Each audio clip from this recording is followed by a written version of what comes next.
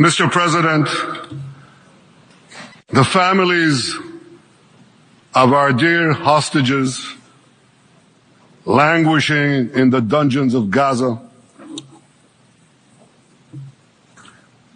Ladies and gentlemen, last year, I stood at this podium and I showed this map.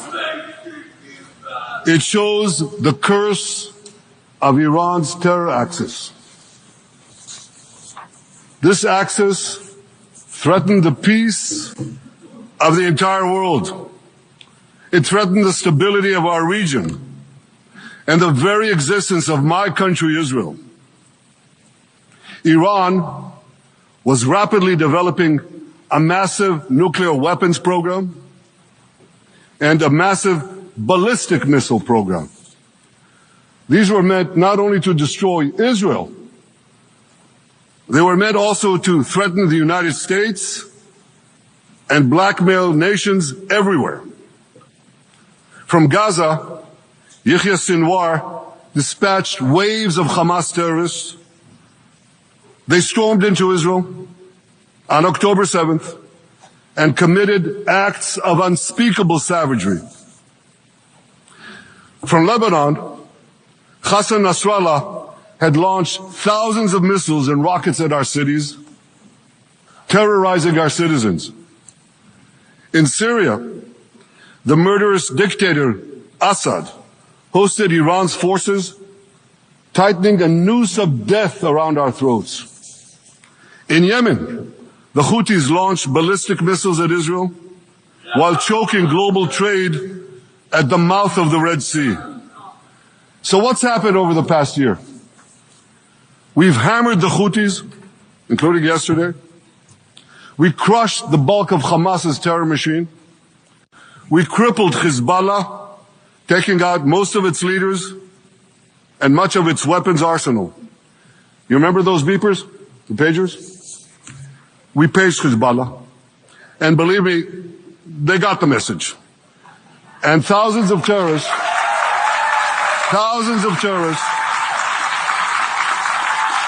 dropped to the ground.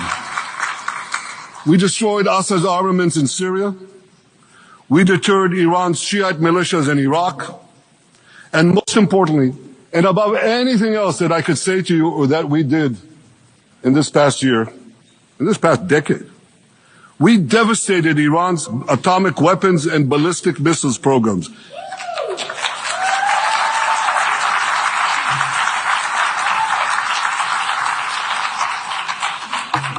So here's where things stand today.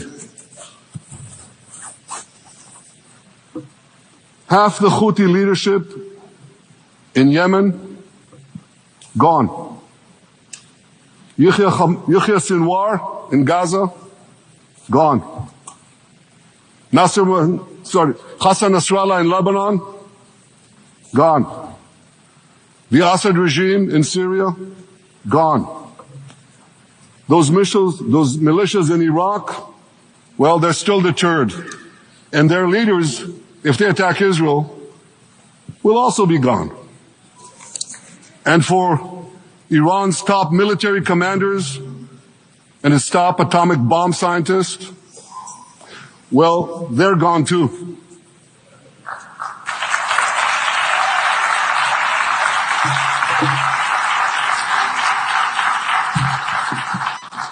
Israel's 12-day war with Iran, which I renamed Operation Rising Lion, that's from the Bible.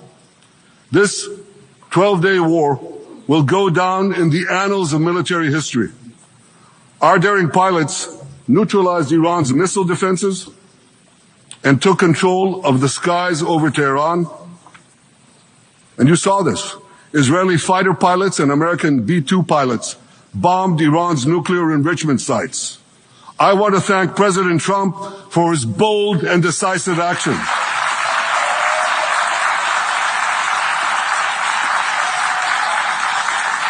President Trump and I promised to prevent Iran from developing nuclear weapons, and we delivered on that promise.